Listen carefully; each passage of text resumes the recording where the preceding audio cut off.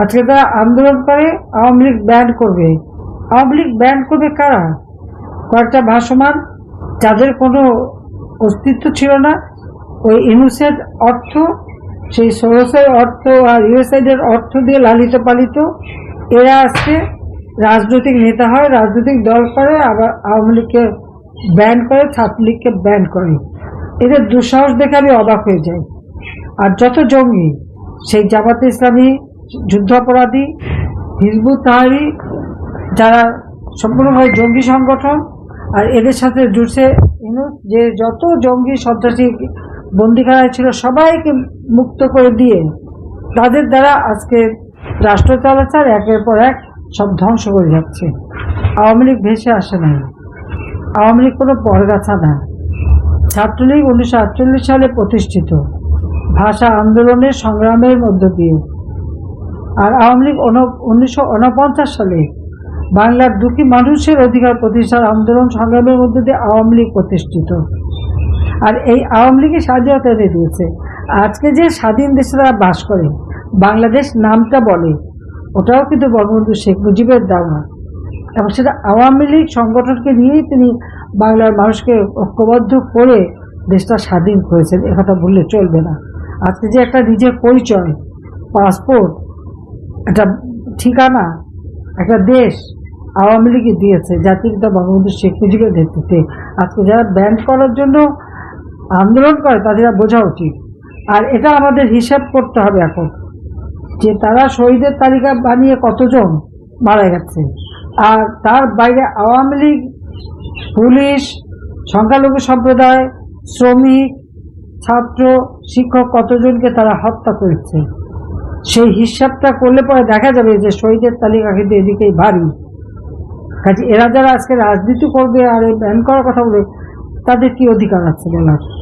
তাদেরই বিচার করা উচিত। ইউনূস ক্ষমতা আসার পর সেখানে আন্দোলন যারা করতে যাচ্ছে তাদের বাকি কি জুটছে? আন্দোলন করতে নামলেই শ্রমিকরা নেমেছে, সেই মাদ্রাসা শিক্ষক, স্কুল শিক্ষক, ছাত্র, যারা যখন গার্মেন্টস শ্রমিক, অন্য শ্রমিক, যারা যখনই নেমেছে সঙ্গে সঙ্গে তাদেরকে সাউন্ড গ্রেনেড মারা, টিয়ার গ্যাস মারা, তারপরে লাঠিপেটা করা, গুলি করা, এমনকি হত্যা করে লাশ গুম করেছে। তাহলে ফ্যাসিবাদ কে? ফ্যাসিবাদ কে? আমাদের সময় যখন আন্দোলন করেছে, আমি যাদের ক্ষমতা ছিলাম, এই ছাত্রী তো রাত, কত গভীর রাত পর্যন্ত, সারা রাত পর্যন্ত এই ছাত্রদের সাথে একসাথে তারা কিন্তু আন্দোলন করেছে। কোনো ছাত্রীকে তো, কখনো কোনো মেয়েকে তো অপমান করতে কেউ পারেনি। আমি সার্বক্ষণ নজরে রেখেছি। আমাদের দলের লোক, আইন শৃঙ্খলা রক্ষার সংস্থা, পুলিশ, ঢাকার কমিশনার, আইজিপি, সবাইকে দিয়ে নজর রেখেছে মেয়েদের জন্য কোনো রকম বেটিদের ভালোভাবে জন্য তারা হলে, এবং হলের মধ্যে যে তারা আমাদের ছাত্রলীগের মেয়েদের পর্যন্ত অত্যাচার করেছে, অথচ তারা যখন বাইরে, তাদের নিরাপত্তার জন্য আমি নজরদারি করেছি। এটা তারা কি জানে? যখন আমি নাই, আজকে তাদের কি অবস্থা? রাস্তায় নামতে পারে? প্রতিনিয়ত তারা নির্যাতিত হচ্ছে, ধর্ষিত হচ্ছে, তাদের অত্যাচার হচ্ছে। মানুষের খাবার নাই, ঘর নাই, বাড়ি নাই, কৃষক পানি, বিদ্যুৎ পায় না, সেচ দিতে পারে না, বীজ পায় না, সার পায় না, একটা পর একটা ইন্ডাস্ট্রি বন্ধ, শ্রমিক কাজ পায় না। আর ছাত্রছাত্রীরা পড়াশোনা করবে কি? আজকে ছাত্রলীগের ছেলে হলেই তাদের সার্টিফিকেট বাতিল করে, তাদের পড়াশোনা করতে দেবে না। আমি যতদিন ক্ষমতায় ছিলাম, সে ছাত্র শিবির হোক, ছাত্র দল হোক, যে দলেরই হোক, সবাই তো লেখাপড়া করার সুযোগ পেয়েছে, এটা তো অস্বীকার করতে পারবে না। তাহলে স্বেচ্ছাচারী কে? স্বেচ্ছাচারী কে? স্বৈরাচার কে? ফ্যাসিবাদ? তুলনাটা করে দেখলেই কিন্তু সামনে চলে আসে। তাহলে এদেশে ব্যান্ড কে হবে? আওয়ামী লীগ হবে, না যারা এইভাবে খুন করেছে তারা হবে? সেটাই তো আমাদের প্রশ্ন।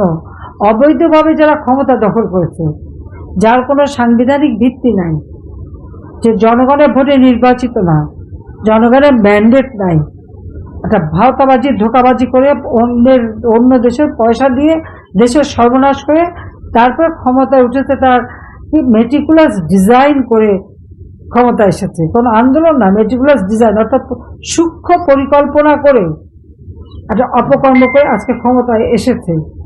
তার হুকুম, সে হুকুমের কি মূল্য আছে, বৈধতা আছে?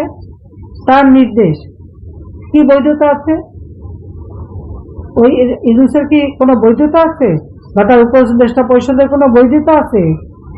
উড়ে এসে জুড়ে বসা, জোর করে ক্ষমতা দখল করা, এটা তো চরমভাবে একটা অনিয়ম।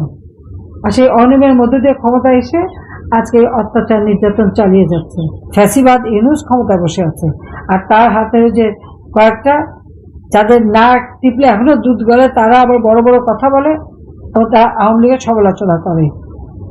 তাদের দুঃসাহস দেখলে আমি অবাক হয়ে যাই। এটার জন্য মনে না করে যে আমি সব ছেড়ে এসেছি। আমি কিন্তু সাংবিধানিক মোতাবেক জনগণের নির্বাচিত প্রতিনিধি হিসেবে, জনগণের ভোটে নির্বাচিত এবং পার্লামেন্ট পার্টি নির্বাচিত, আমি জাতীয় সংসদের লিডার অব দ্য অপোজিশন এবং এই বাংলাদেশের প্রধানমন্ত্রী।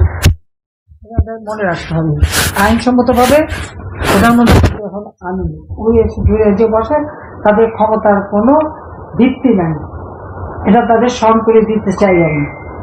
কাজে কথায় বললেই একেবারে সবকিছু হয়ে গেল, গুন্ডামি করে, ডাকাতি করে আর অস্ত্র দেখিয়ে সবসময় চিরদিন টিকে থাকা যায় না। মানুষের আস্থা লাগে, মানুষের বিশ্বাস লাগে, মানুষের ভালোবাসা লাগে। যারা মানুষকে বিভ্রান্ত করেছিল, আজকে সেই সাধারণ ছাত্রছাত্রী, আসলে তারা তো বিভ্রান্ত হয়েছে, তাদের তো কোনো দোষ ছিল না, তারা তো আসল জিনিসটা বুঝতে পারেনি। এখন নিশ্চয়ই তারা বুঝতে পারছে, কাজে তাদের মধ্যে আমাদের কিছু নেই। কিন্তু যারা এই ইউনূসের পয়সা খেয়ে এই ধরনের ঘটনা ঘটিয়েছে, তাদেরই বিচার একদিন বাংলার মাটিতে হবে, এবং এটা হবেই হবে। এবং এই ইউনূসরা পার পেয়ে যাবে কোথায়? আন্তর্জাতিকভাবে বাংলাদেশের গরিব দুঃখী মানুষের ক্ষুদ্র ঋণ দিয়ে মোটা অঙ্কের টাকা নিয়ে দেশের টাকা বিদেশে পাচার করে দেশের মানুষকে যে নানাভাবে বিভ্রান্তি করেছিল, আজকে তার চেহারাটাও আন্তর্জাতিকভাবে তার মুখোশও খুলে গেছে। দেশে কত বড় ভণ্ড, কত কত দুর্নীতিবাদ, কত বড় একটা জঙ্গি, সেটা কিন্তু আজকে সারা বিশ্বের যারা, তারা কিন্তু টের পেয়েছে, তারা কিন্তু বুঝে গেছে।